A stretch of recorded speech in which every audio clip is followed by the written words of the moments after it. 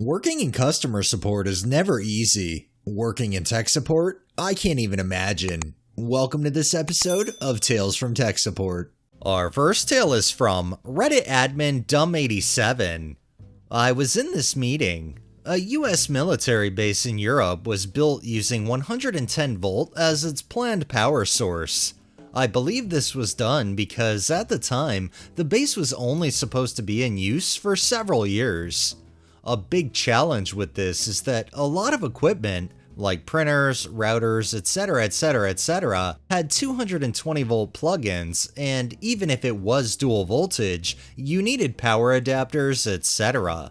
And this bugged the commander. He felt it presented a less clean look and posed operational challenges. So he asked, how much money would it take to convert the entire base from 110 volt to 220 volt? And the guy in charge of the base power grid said, well, a lot. And the commander goes, I want to know how much. To which the guy in charge of the power grid for the base said, just the amount of man hours that we'd have to dedicate to come up with a proper quote would be in the tens of thousands of dollars. The commander goes, well, just get me a quote. So the meeting ends. The guy is bitching about his new task, and I'm no electrician, but I go to him.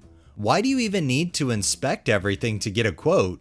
And he goes, to see what can be reused. And I go, and how much of the current grid could be reused? He goes, very little. I go, so why not look up what the grid costs the first time around and double the price? He goes, but that was like 10 years ago. And I said, hence why I said double the price. He goes, what if he says yes? I go, how much do you think it'll be? He goes, honestly, at least 100 million. And I said, you know what? He doesn't have the budget to do that. He goes, true. Next meeting comes around. Commander goes, and how much? And the guy goes, 150 million. And the commander goes, 150 million to switch from 110 volt to 220 volts? And he goes, yes. The commander goes, why? To which he said, 'cause you gotta change everything. Needless to say, we kept the power adapters and transformers. Frequently asked question, why was the base on 110? I got no idea. The base was built in a hurry in the middle of an armed conflict by the Army Corps of Engineers. Decisions were made. Why? I don't know. But insert valid point from someone who is an electrician or has experience in this field. Fair point. I'm not an electrician.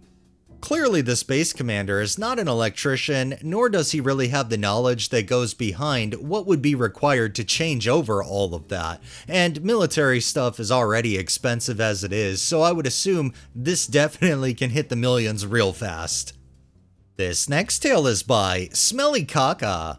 Back in the days when network interfaces weren't integrated into motherboards, we had a Dell server.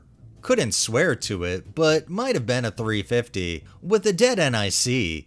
We had a spare card, but there was a problem. The case was locked and nobody knew where the key was. We wouldn't normally think this would be a problem because Power Edges of the era only had 4 different numbered keys that unlocked them, and we had a coffee mug full of them in the office. I don't recall which number was which, so we made them up here. We needed a 03, we had a dozen of 01s, a handful of 02s, and a couple of 04s, but not a single 03. I asked around a couple of other departments if anyone had a 03 Power Edge key lying around. Nobody did. We asked a bit more organization widely. Still no luck. We could, no doubt, have asked Dell to help and waited a day or 3 for them to show up and paid them some money, but the complaints from the outage were getting more frequent and it was out of warranty anyway. So I collected the biggest flat blade screwdriver I could find, an adjustable wrench, and a hammer. I presented the items to the boss and his eyebrows slightly bounced off the ceiling, but he did approve my proposal for server violence. I headed back to the problematic server. shut it down, then shoved the screwdriver into the lock, gave the end a couple of good whacks with the hammer, then stuck the wrench into the screwdriver handle and gave it a good twist. Replacing the NIC was a bit anticlimactic after that. I mean, it does make sense. If you need something done and you don't have days to wait, just go to the boss and hope they'll approve a method just like this. This next tale is from Frosty Patty. During college, I worked for the university help desk. I had just gotten my first promotion and was finally allowed to go on site and work in our walk-in area. One of the people working phones got a call from a student about their Nintendo Switch not connecting to the resident hall internet. This is a somewhat common call as Switches are incompatible with the 802.1x authentication our server used.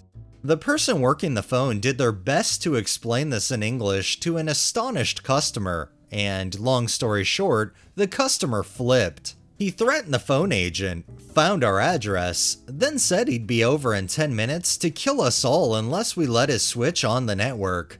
Essentially, being a glorified receptionist, this was relayed to me and full-time staff were made aware and decided to invite the university police over, who happened to be our office neighbors.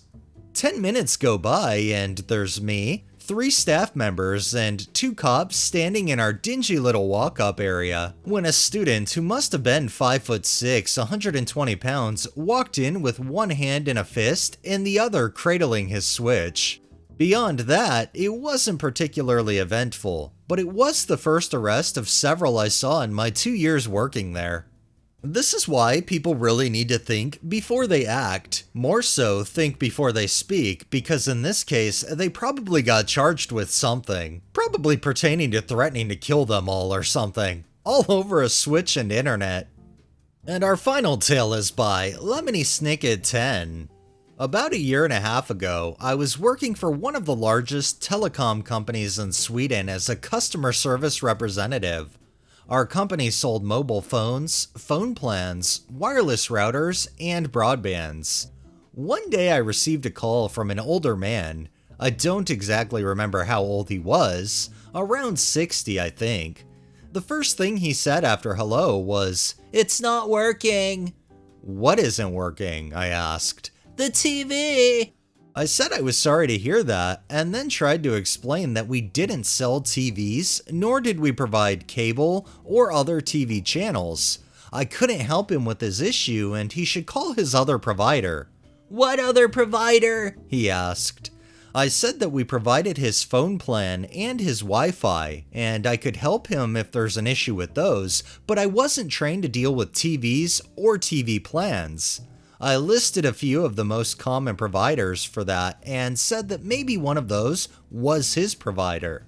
This is where he got mad. He yelled that he didn't have time to spend all day on the phone, that he had been waiting a really long time, like 20 minutes, so that wasn't true, to talk to me and that I'd better help him. "I can't," I tried to say. "But what about Netflix?" he suddenly said. I asked what he meant and he said that he couldn't use it. I don't know if there was a problem with the app on his TV or if he just hadn't logged in. Anyway, since Netflix doesn't need Wi-Fi to work, and I really didn't want to talk to this guy anymore, I decided that we should reset his router.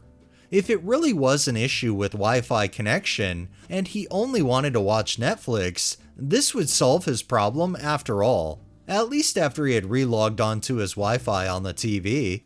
It took 10 minutes to convince him that resetting the router wasn't the same as restarting it, and another 5 to actually get him to do it. I then said that it would now need a few minutes to reconnect, but it should be fine after that. Then I added that if it wasn't fine, he could call back, and then I quickly hung up. If he called back, he luckily got through to someone else. I understand that a lot of older people, they're not well versed with technology and how things are working today, especially because it's just progressing so fast. However, at the end of the day, you'd think that basic troubleshooting would at least be able to be done whether you're tech savvy or not. Alright, that's enough tales for the day. Well, that wraps up this episode of Tales from Tech Support. If you liked the video, please drop a like, share my content on all of your social media, subscribe if you haven't already, and make sure to hit that bell so you're notified every time I upload. And drop a comment down below. It really helps with the algorithm and helps new people find my channel. Thanks for watching, thanks to my patrons, have a great day and stay safe out there.